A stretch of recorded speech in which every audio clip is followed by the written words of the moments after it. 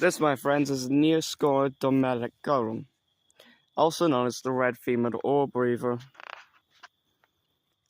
This one is a pretty tame specimen of it in coloration.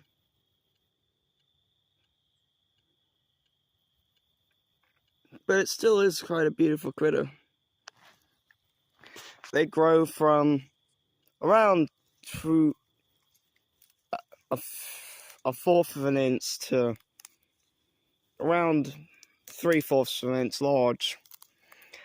Like always, they are completely harmless to humans. This one has currently caught something to eat and is trying to eat it as I'm bugging the hell out of it. Which I feel bad for.